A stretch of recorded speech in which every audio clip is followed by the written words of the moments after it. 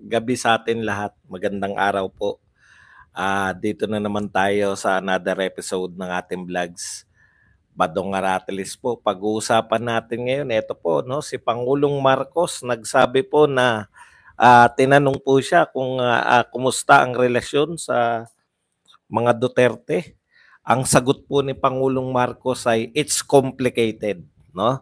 Pag-uusapan din po natin kasama po rito sa mga pahayag ni Pangulong Marcos sa interview sa kanya ng FOCAP o Foreign kalimutan ko yung FOCAP eh. Basta foreign base na mga nakabase po sa Pilipinas ng mga foreign reporters, no? Okay. Isa po rito yung nagtataka po ako sa ating Pangulo. Bakit niya po pinagbubuyang-yangan na wala siyang kaalam-alam, no? Hindi ko maintindihan paano niyo po naaatim na magmukha po kayong walang kaalam-alam sa nagaganap sa Pilipinas. 2 years na po kayo. Si Pangulong Duterte po ay 2 years na pong hindi Pangulo. Tapos ngayon po, ang para lang po makapaghugas ng kamay o malinis, no? Dito po sa nagaganap sa West Philippine Sea.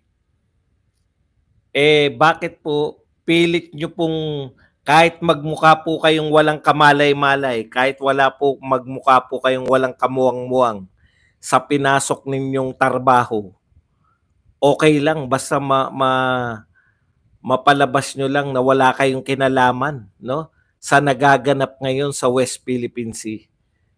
Ibang klase po talaga no? Kasi bilang Pangulo parang kakaiba po sa lahat itong si Pangulong Marcos. Yung iba pong Pangulo, yung iba pong leader, kahit hindi po nila alam, umaastang may alam, no? Ito naman po parang pinagmamalaki na wala akong alam. Clueless ako.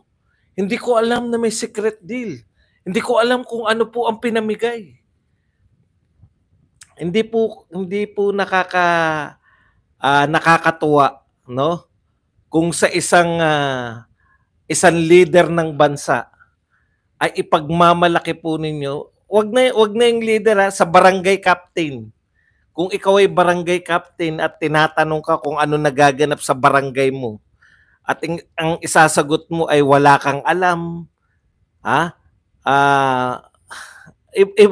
iba yung nagmumukha po kayong, yun na nga, no, nagmumukha po kayong walang hindi nyo talaga alam yung kung ano yung pinasok nyong trabaho. Sa kagustuhan ninyo na wag maibalik sa inyo ang sisi. Sa kagustuhan ninyo na wag akuin, no? Kung ano man yung lumalalang na kayo po yung main na tao dapat na lumulutas ng nagiging lumalalang sitwasyon sa West Philippine Sea at sa South China Sea. Sa kagustuhan nyo pong maipasa sa nagdaan, nagmumukha po kayong walang kamuwang-muwang sa inyong trabahong pinasok. Yan po ang ating pag-uusapan, pero bago yan, kung bago ka pa lang dito sa ating channel, mag-subscribe ka na. Dahil ito lang ang tayong channel na may kinikilingan, may pinapanigan, una sa balita, huli sa impormasyon, kaya ano pang hinihintay nyo? Pindot na, okay. Bago po yan, as usual, umatake na po yung mga anti-Duterte. Ang una po nilang, tayo po lahat, nanood tayo. Ang una po nating reaction sa mga nanood po ng Maisog Rally, ang una pong reaction natin, no, habang ako naka-live, hindi naman ako naka-live na naroon sa Tagum, pero naka-live po ako na saksi po tayong lahat. Ang unang reaction natin, napakaraming tao. Lahat halos ng makakita, no, kasama nating nanonood, yun ang unang reaksyon, napakaraming tao. Alam niyo po, Dalawa po ang realidad sa Pilipinas. Yung realidad na totoong reality at saka yung realidad po ng mga tambilawan, no? Sama-sama na po sila diyan, Tambaluslos at Dilawan.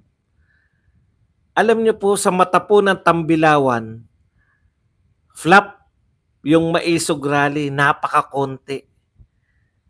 Meron po talagang silang ibang katotohanan no? Sa Davao pa naman.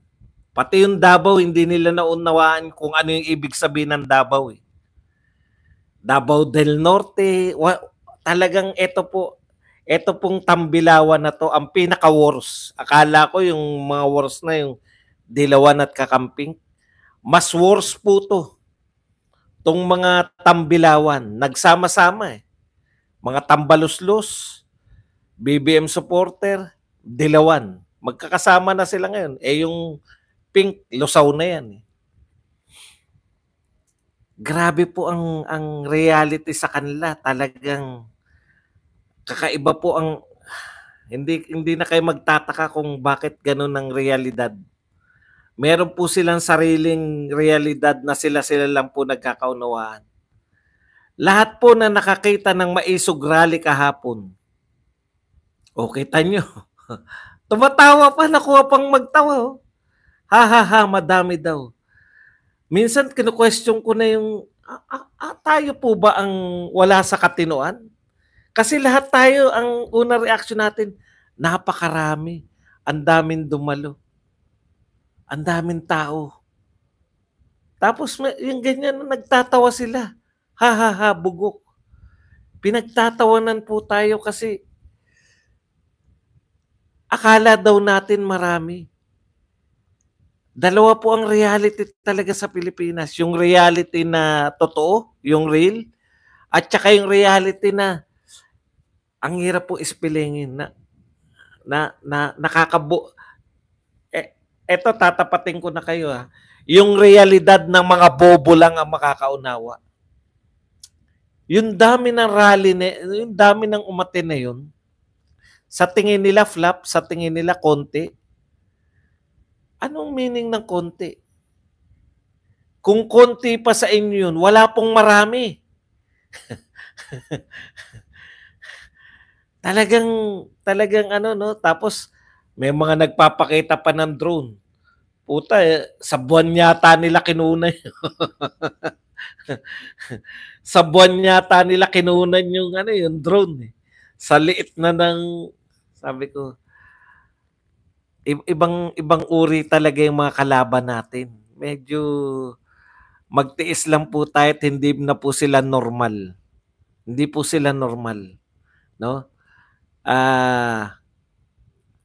Iba yung realidad nila Sa kanila, yung number 1 sa survey, sa lahat ng survey, sa realidad nila, mababa na, wala nang suporta yung mga Duterte. Mantalang number 1 si Sara Duterte sa lahat ng survey. As in lahat ng survey. No?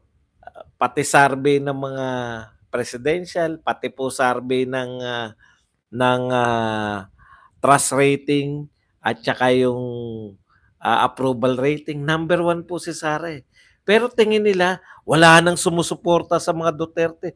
Tignan nyo, ang onti lang nang umatin sa Maisog. Ang onti talaga nun. Talaga ang onti sa inyo nun. Sa totoo lang po, nakakadalawang Maisog Rally na ako Yung po ang pinakamalaki. Yung sa Cebu po, hindi nyo na kayang tapatan Wala po kayong rally na kayang tumapat doon sa pinakakonte sa Cebu. Yan po pinakamalaking Maisog Rally. Maisog Rally po yan, wala pong hakotan yan. Kusa po nagpunta yung mga tao ron. Kaya yung realidad po, unti-unti na, wala na naniniwala sa mga Duterte, laos ng mga Duterte. Putya, laos ng mga Duterte. No? Hindi ko po makuha kung ano yung realidad nila Okay, yun po yung una. Ito po.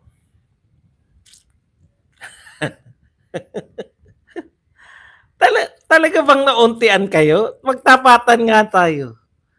Ano po kaya yung sinasabi nila na bakit sila nauuntian? O nauuntian sila, saan po nila kinukumpara? Sa rally po ng mga tsoper? Saan pong rally may ganyang kalaki na hindi kampanya? Ito pong maisog ang pinakamalalaking political rally. Sa totoo po, ito pong maisog ang ulitin ko etong maisog na to ang pinakamalalaking rally.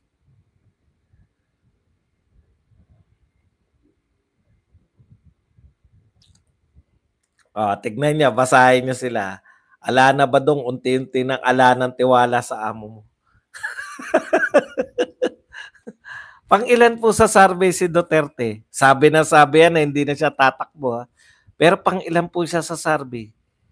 Pangatlo, hindi po siya nawawala sa top 5 di ba? Kaya hindi ko po alam kung saan po nila nakukuha yung ideya. Kahit po yung survey na ng yung mga fly by night na survey. Ito po dinidistinguish na po natin yung mga totoong survey, SWS, tsaka Pulse Asia. Yung the rest po, fly by night pa lang yan. Wala pa silang karapatan na maging totoo. Kasi may mawawala po dyan. Kasabay po nung nagbabayad dyan.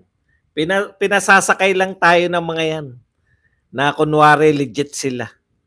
Pero makikita nyo po, yun na lang sa survey company na nagtanong sa Duterte versus Marcos. Bakit? Dalawa ba lang ang kandidato? Ay, yung kay Tulfo tsaka kay Sara Duterte. Hindi naman totoong dalawa lang ang kandidato. Tapos yung may resulta na mas mataas yung Maka Marcos kaysa Maka Duterte. O yan, last na nila yan. Etong cycle na hanggang 2028, yung Okta Search, last na nila yan. Kasi wala na magtitiwala dyan Sa lahat ng survey, yung pambato ng Marcos, 0.5%. Si Martin Romualdez. Sa lahat ng survey, maliban dun sa nag-survey na Maka Marcos lamang kaysa sa mga Maka Duterte. Sa lahat ng survey, number 1 si Sara. Tapos, ang result ng survey na yan, ng Okta Search, lamang yung mga Maka Marcos sa mga Maka Duterte. Kaya yan, wala pa pong track record yung Okta Search. Marami na po ako, matagal na akong sumusubaybay sa politika. Marami na akong nakita na fly-by-night na mga survey. Makikita po natin yan. Pag ganyan po ng ganyan ng uri niya at hindi sa katotohanan, kasi lahat ng ibang nagsasurvey, number 1 si Sara Duterte. Ano yun? Hindi Duterte si Sara? Kung totoo yan na mas lamang yung mga Marcos, dapat lamang si Martin kay Sara Duterte. Di ba? Kaya hindi nyo kami maluloko. Wala pa kayong karapatan na maging matawag na katiwa-tiwala. Kahit na ano sabihin nyo. Bagito pa kayo sa pagsasarvey. At mawawalan kayo mawawalan ng tiwala sa inyo yung magpapasarvey kasi halatang halata Okay. Balik na po tayo rito. Yung sinabi po ni Pangulong Marcos na clueless talaga siya, no? Yung sa it's complicated. Tinanong siya kumusta po relasyon niyo sa mga Duterte? Kasi yung mga pamilyang Duterte lahat nakakontra na sa inyo.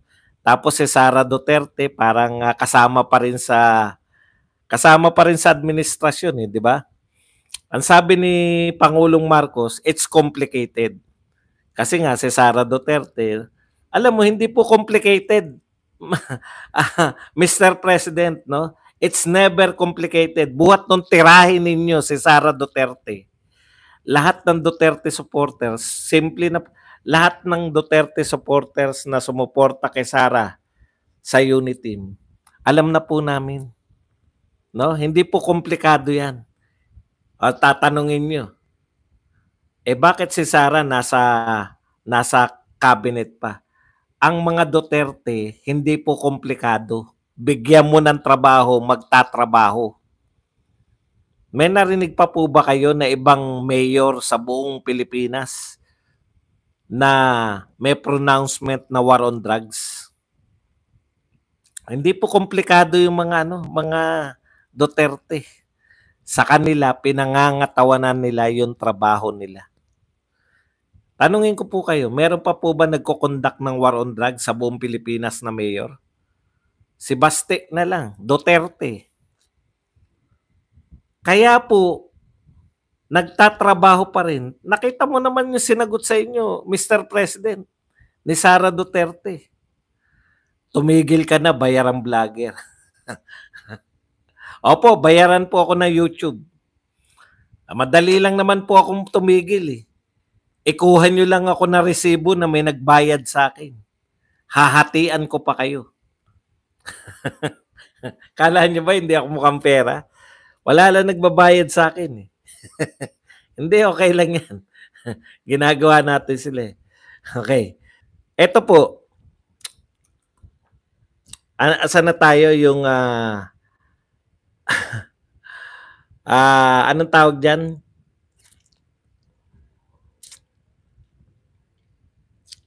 Sa complicated, di ba? Wala pong komplikado.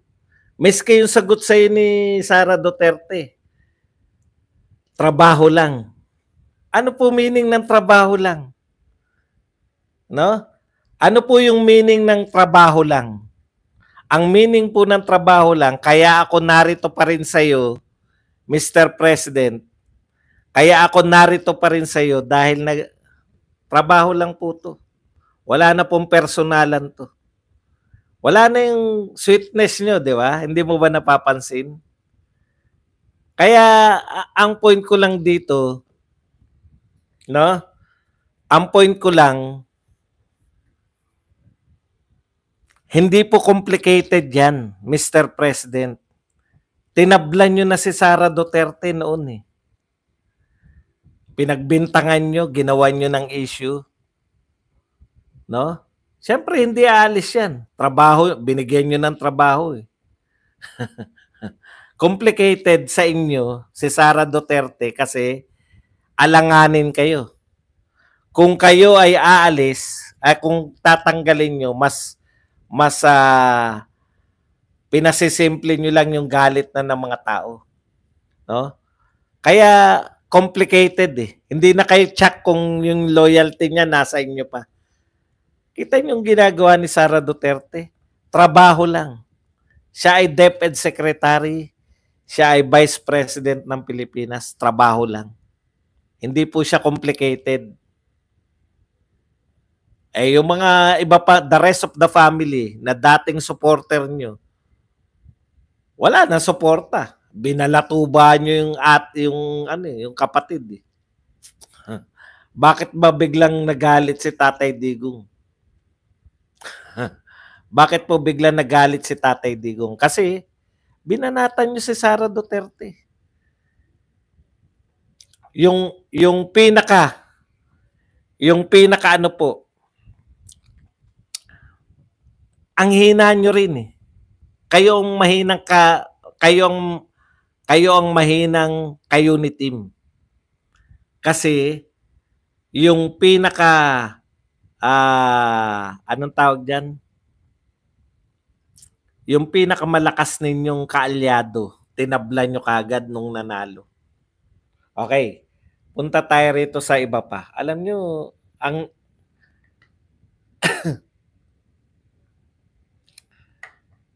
alam niyo yung yung ini-insist ni Pangulong Marcos na merong secret deal.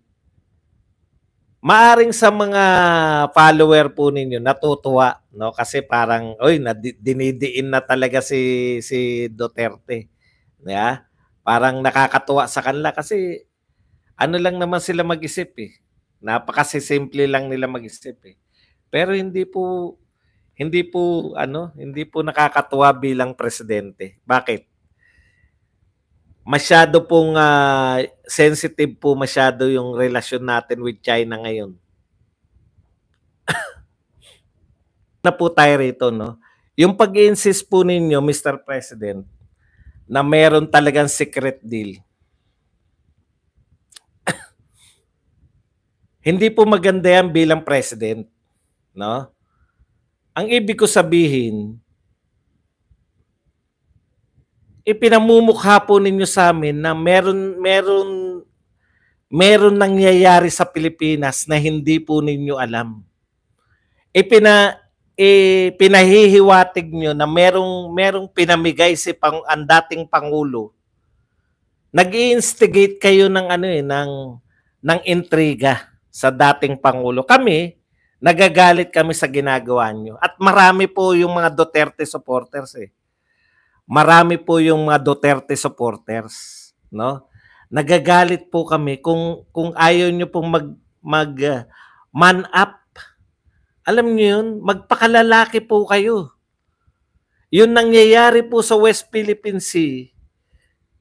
Kung ano po nangyayari diyan ngayon, kung tayo binobomba ng mga tubig, water cannon. Kung tayo po ay wina-water cannon ngayon, labas na po si Duterte diyan. Kayo na po yung presidente. Huwag po tayo maghugas ng kamay. Di po ba? Kung sa tingin po ninyo, hindi ko alam kung nung napunta kayo sa US, tsaka nyo inaakusahan si Pangulong Duterte. Bakit po? Bakit yung wala pa kayo sa US, hindi nyo naman inaakusahan? At tsaka kahit na po, pagpalagay nyo ng tama kayo, na may deal nga with US. Wala po ba, pinapakita nyo po ba na yung deal ni Pangulong Duterte si Duterte pa rin po ang nasusunod dyan sa West Philippine Sea, hindi po kayo, presidente namin? Hindi po ba kayo ang nasusunod sa West Philippine Sea? Wala po, hindi po kami pro-China Kasi ginagawa po ninyo lahat ng kumukontra sa inyo, pro-China na. Wala kaming pakialam sa China. Gusto nga namin makipagkanyunan tayo sa China ng water cannon. Katulad ng ginagawa ng Vietnam at ng ibang bansa. Ayaw nyo naman. Alam nyo yun? Nagpapaawa kayo na tinitira tayo, nagpapaawa lang kayo na nagpapaawa. Ayaw nyo namang gumanti. Lagi nyong inuulit na may secret deal. Ano po yung gusto nyo? Una, failure po ba yan ng intelligence po natin bilang bansa? Hindi po natin matukoy kung may intelligence. Hindi po natin talaga matukoy. Hindi po talaga kaya nating tukuyin. No? Hindi po ba talaga natin kayang tukuyin kung merong kasunduan talaga si Duterte o wala? Ikalawa pong tanong, kung nakipagkasundo po ba, hindi nyo na po pwedeng baguhin yun? Wala pong kakayahan yung presidente ngayon na baguhin anumang kasunduan, lalo na't lihim. Ikatlong tanong, kahapon lang po ba kayo naging presidente? 2 taon na po kayong presidente. Hanggang ngayon po ba?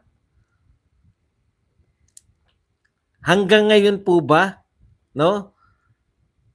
Hindi nyo pa rin alam yung mga kasunduan. Paano po nyo pinatatakbo yung Pilipinas?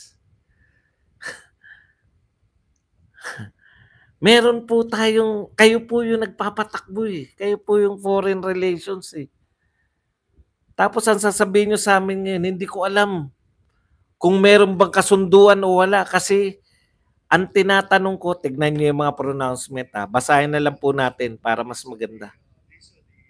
Hello.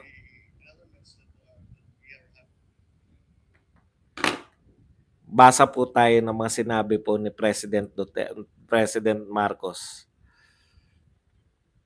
Ito sabi niya, Marcos getting to the bottom of Duterte-China secret deal. Ito ang sinabi po ni Pangulong Marcos. President Marcos Jr. expressed frustration over conflicting information regarding the secret deal struck between his predecessor Rodrigo Duterte. Kasi sinasabi niya, magkakaiba daw po yung sinasabi.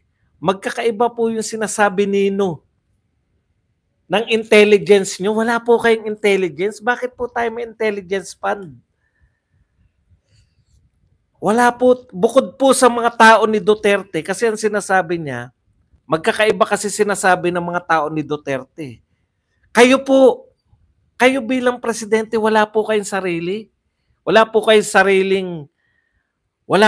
sariling intelligence. Wala pong intelligence gathering yung presidente ng Pilipinas ngayon. Umaasa po kayo sa tinatanong niyo yung dating opisyalis kung may secret deal ba o wala. Kayo po bilang Pangulo, wala po tayong intelligence.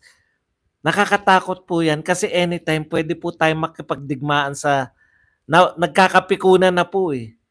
Napipiko na po sila Tariela. Kita niyo po yung mga pronouncement ngayon. Hinahabol daw yung mga barko natin hanggang Bulinaw. Bulinaw, Pangasinan na. Ang layo-layo na po. Bulinaw, Pangasinan na. No? Mga aktual na problema po to. Hindi po namin pinapanigan yung China. Nasa teritoryo na natin eh. Wala na po dun sa disputed eh. Bulinaw, Pangasinan na pinag-uusapan eh. Tapos ang hanggang ngayon hindi nyo pa rin alam kung material pa po ba yun? Gusto nyo po ba pag meron po bang secret deal itutuloy nyo po ba o hindi? Di ba kayo na magpapasya? Kayo na po, ano po sinabi ni Pangulong Duterte? Ano ba talaga gusto nyo? Stop complaining. Di ba paulit-ulit? Stop complaining. Stop expounding. Yung ginagawa po ninyo ngayon, expounding the very obvious. Obvious na po sa amin lahat na basic po yun. Bilang presidente, ito kasi ang gusto nyong palabasin eh. May tinago si Pangulong Duterte sa inyo. Kung may tinago, wala kayong kakayahan na tuklasin kung ano yung tinago. Hindi po ba may yun nga po eh. Hindi po ba may intelligence fund po? Kasi yung kasama sa intelligence fund, matutukoy mo yung mga kaaway mo, matutukoy mo yung mga tumatraidor sa Pilipinas.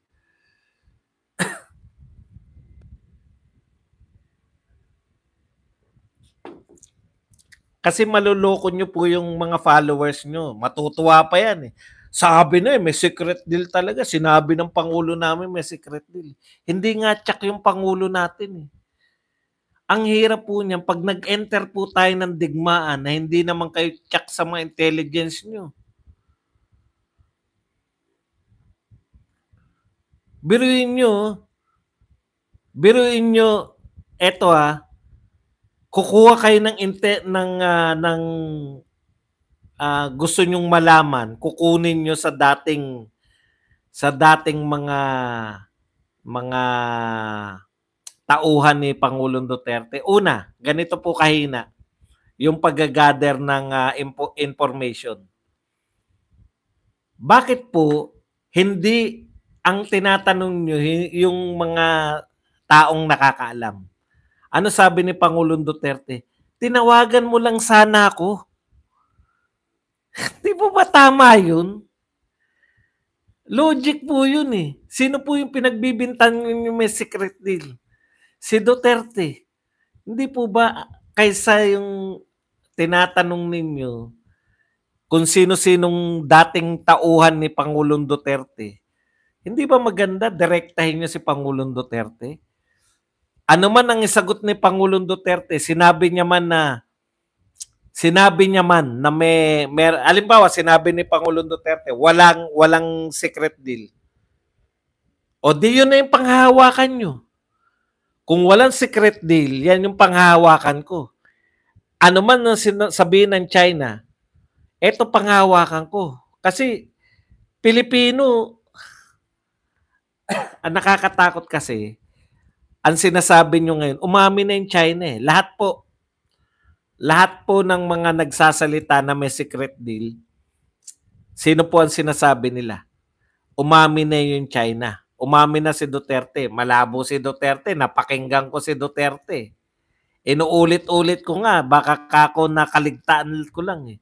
Baka nag-CR ako na nabanggit pala ni Duterte na, oo, may secret deal. Hindi po eh. Ang lumalabas po sa mga sinabi ni Pangulong Duterte, nakaharap yung mga cabinet official ko nung nag-usap kami ni Xi Jinping. Yun lang yung pag-uusap namin. Kaya walang secret deal. Hindi sekreto yan. Verbal yan sa simula, pero i-actualize yan ng mga sekretary. Kaya yung pinakukuha ni Duterte ngayon, yung mga pinirmahan ng mga sekretary. Alam nyo, 2 years na po kayong presidente. 2 years na po. Maganda na yung sinabi nyo nung una, kung meron man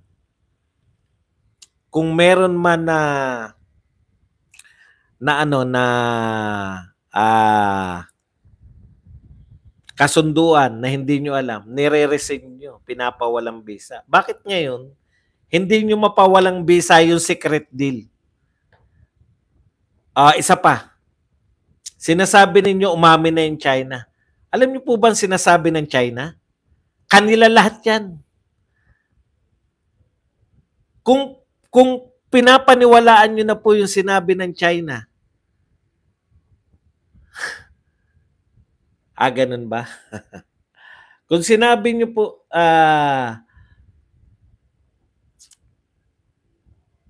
kung pinaniniwalaan nyo po pala yung China, paniwalaan nyo na rin po na kanila yan. Umalis na po tayo dyan. Wala na tayong gulo. Hindi na tayo bobombahin. Sabihin nyo lang sa China, inyo po pala to. Sige, alis na po kami. Last na po to ha. Isasakay lang namin. Bakit po, pag sinabi ng China na kanila yan, hindi kami naniniwala, amin yan.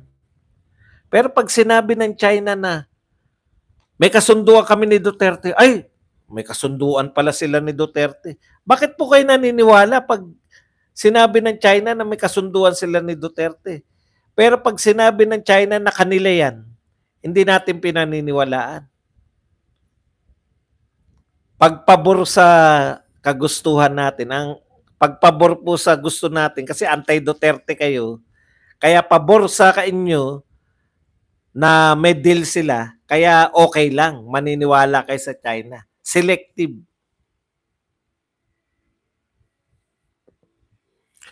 Ako po, hindi. Sa kanya na bahala siya riyan eh. Pero wag nyo pong isisi kay Duterte. Kasi panahon ni Duterte, hindi po tayo nabobomba. Panahon ni Duterte, malayo po tayo. Binabasa ko po yung mga pronouncement, nariyan naman sa Twitter eh. Nung panahon po ni Duterte, anong po sinasabi niya?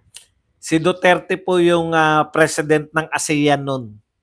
Anong sinasabi ni Duterte? Ito yung mga lalapit ko sa inyo, Mr. President. Kasi ako presidente ng ASEAN eh. Ito po mga hinaing ng mga ASEAN.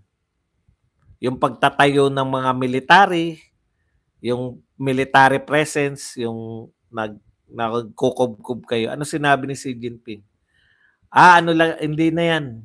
Hindi kami advance. Inassure si President Duterte.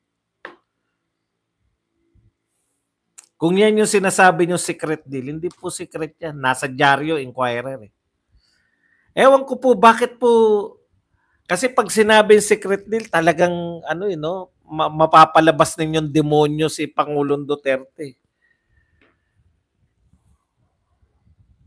Ngayon, ang pinag-uusapan na sa Senado at sa Kongreso, iimbestigahan ninyo si Pangulong Duterte. Base saan?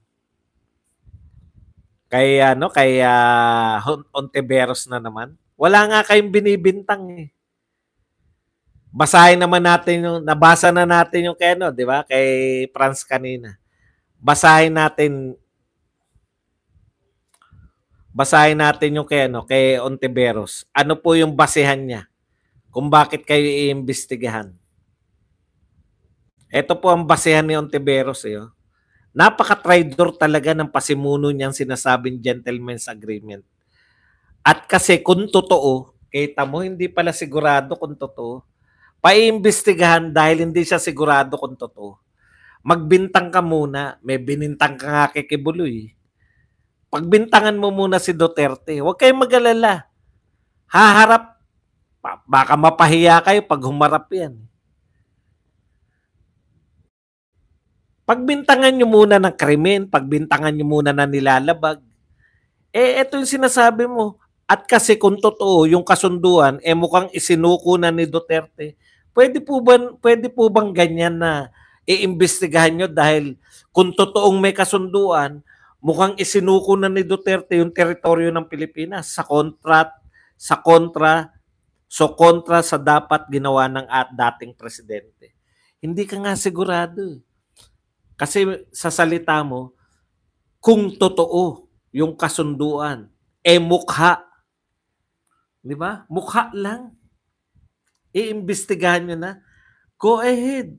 Malay nyo umatin si Pangulo. Gusto lang rin namin na umatin. Bakit? Para masupalpal kayo lahat. Alam mo, huwag ka magmarunong, Risa Ontiveros. Nakita na kita eh. Ang daldal mo before ka harapin ni winarak nyo na kami Duque. Nung humarap si Duque, alam mo mga pronouncement mo sa press bago humarap si Duque?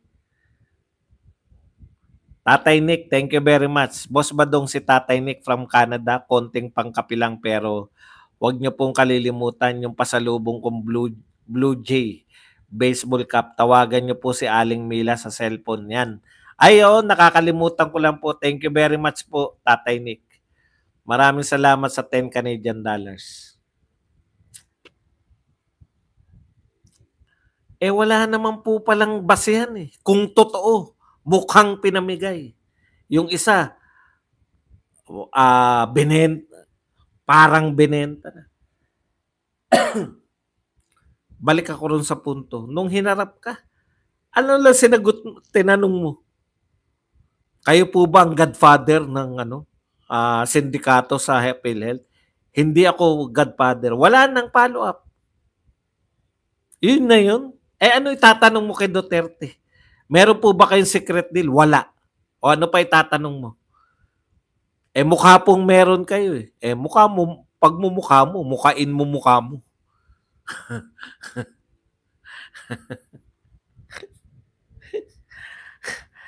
Ang issue po ngayon, hinahabol na tayo hanggang Bulinaw, Mr. President. Ayon kay Tariela. Malapit na sa Bulinaw, hinahabol yung ating mga barko. Nabasa ko kanina, hindi ko na makita eh. Baka binura na.